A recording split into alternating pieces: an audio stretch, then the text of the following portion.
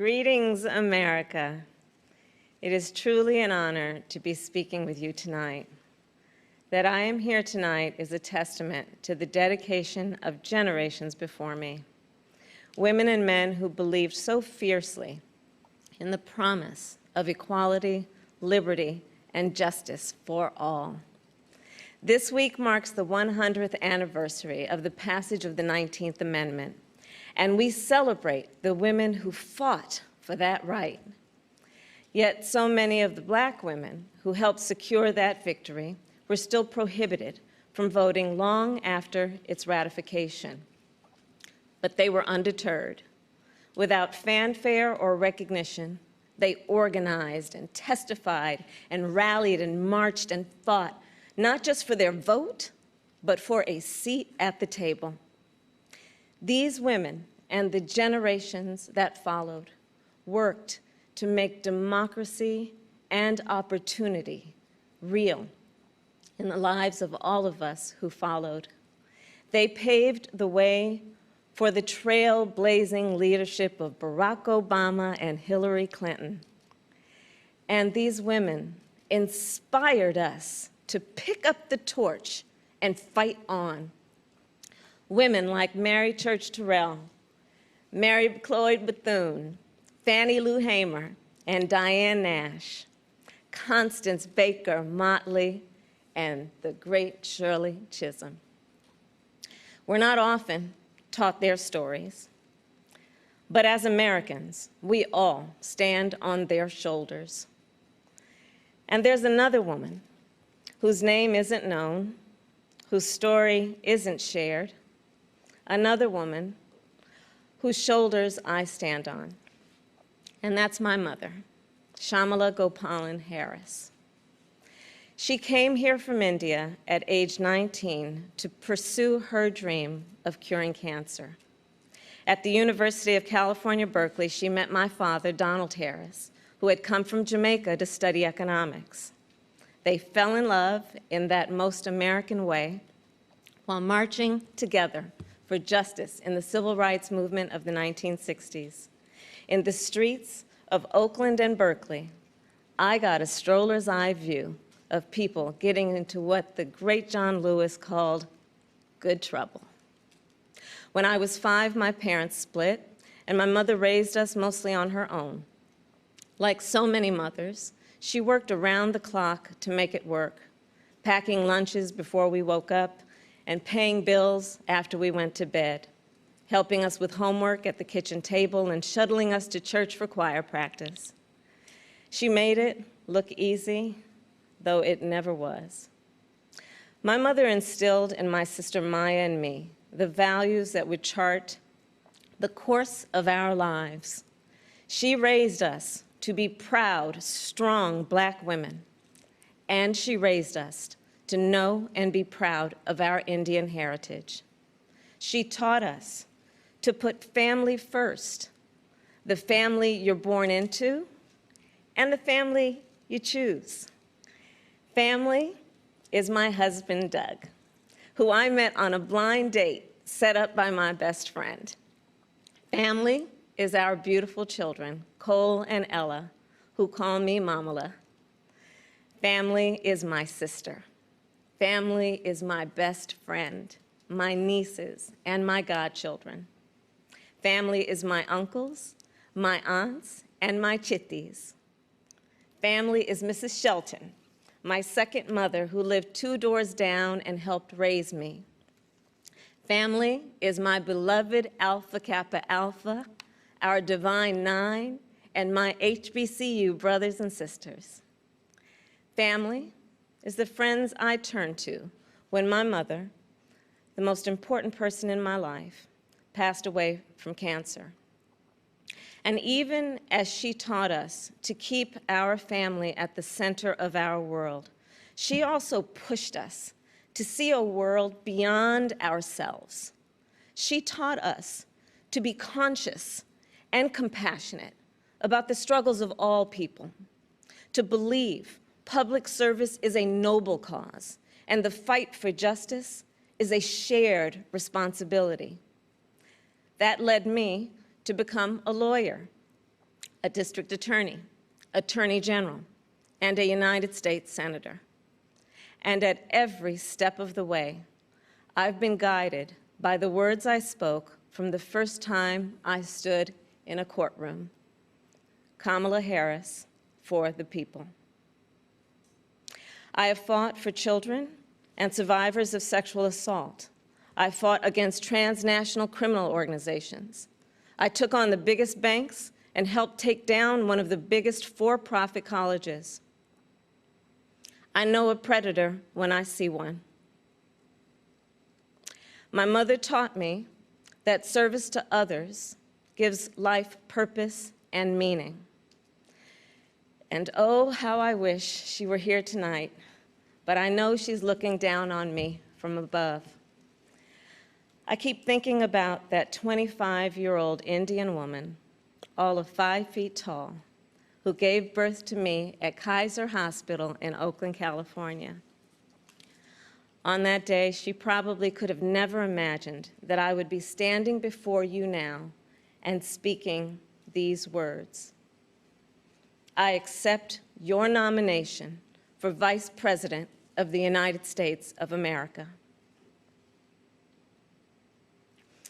I do so committed to the values she taught me, to the word that teaches me to walk by faith and not by sight, and to a vision passed on through generations of Americans, one that Joe Biden shares, a vision of our nation as a beloved community, where all are welcome, no matter what we look like, no matter where we come from, or who we love.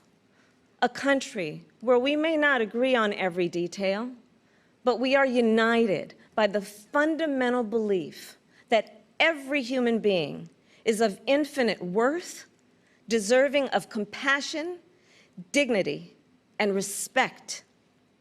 A country where we look out for one another, where we rise and fall as one, where we face our challenges and celebrate our triumphs together.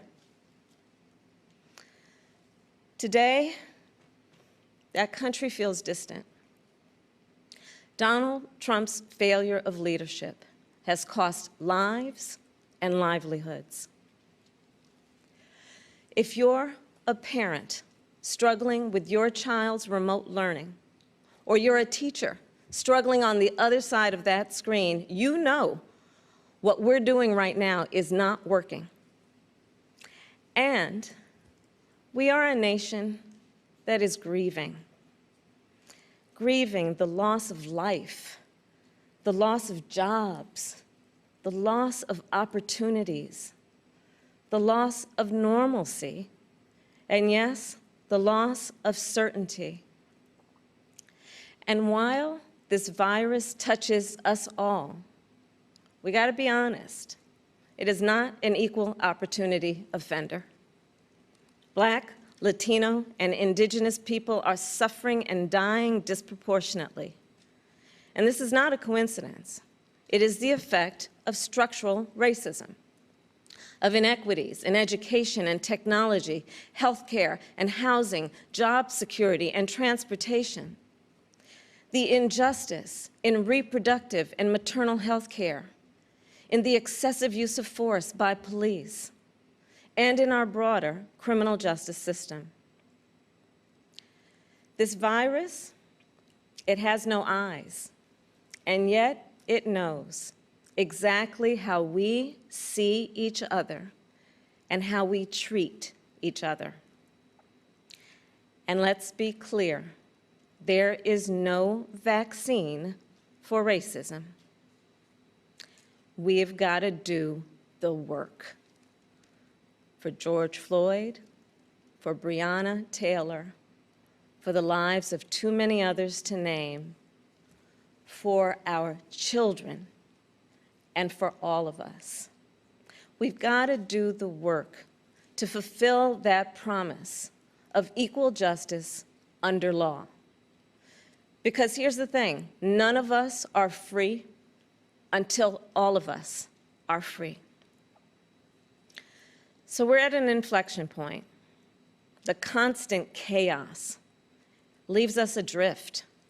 The incompetence makes us feel afraid. The callousness makes us feel alone. It's a lot. And here's the thing. We can do better and deserve so much more.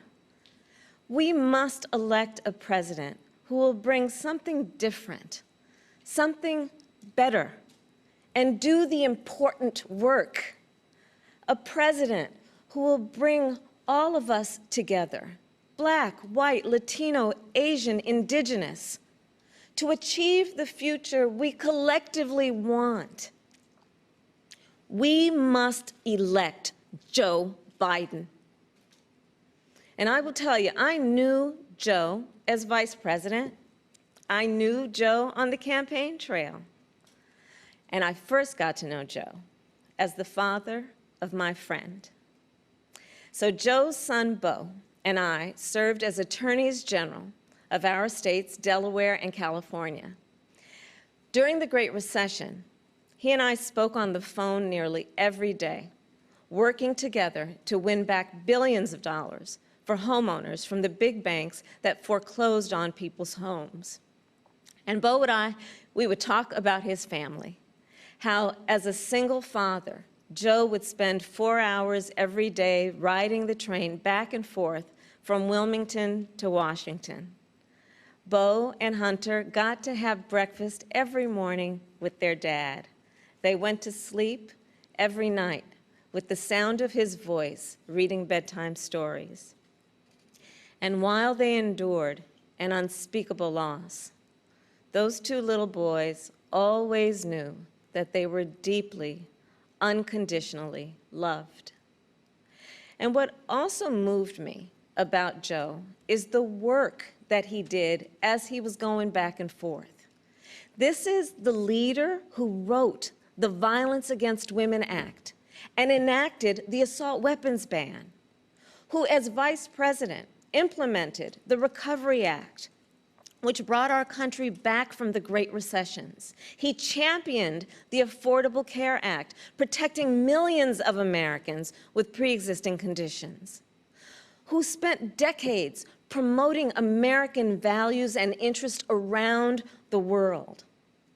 Joe, he believes we stand with our allies and stand up to our adversaries. Right now, we have a president who turns our tragedies into political weapons. Joe will be a president who turns our challenges into purpose. Joe will bring us together to build an economy that doesn't leave anyone behind, where a good-paying job is the floor, not the ceiling.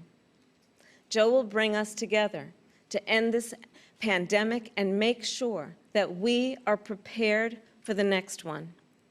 Joe will bring us together to squarely face and dismantle racial injustice, furthering the work of generations. Joe and I believe that we can build that beloved community, one that is strong and decent, just and kind, one in which we can all see ourselves. That's the vision that our parents and grandparents fought for, the vision that made my own life possible, the vision that makes the American promise, for all its complexities and imperfections, a promise worth fighting for. So make no mistake, the road ahead is not easy. We may stumble. We may fall short. But I pledge to you that we will act boldly and deal with our challenges honestly. We will speak truths, and we will act with the same faith in you that we ask you to place in us. We believe that our country, all of us, will stand together for a better future. And we already are. We see it in the doctors, the nurses, the home health care workers, and frontline workers who are risking their lives to save people they've never met. We see it in the teachers and truck drivers, the factory workers and farmers, the postal workers and poll workers, all putting their own safety on the line to help us get through this pandemic. And we see it in so many of you who are working, not just to get us through our current crisis, but to somewhere better. There's something happening all across our country. It's not about Joe or me. It's about you. And it's about us. People of all ages and colors and creeds who are, yes, taken to the streets, and also persuading our family members, rallying our friends, organizing our neighbors, and getting out the vote. And we have shown that when we vote, we expand access to health care and expand access to the ballot box and ensure that more working families can make a decent living. And I'm so inspired by a new generation. You are pushing us to realize the ideals of our nation, pushing us to live the values we share: decency and fairness, justice and love. You are patriots who remind us that to love our country is to fight for the ideals of our country. In this election, we have a chance to change the course of history. We're all in this fight. You, me, and Joe, together. What an awesome responsibility. What an awesome privilege. So let's fight with conviction. Let's fight with hope. Let's fight with confidence in ourselves and a commitment to each other, to the America we know is possible, the America we love.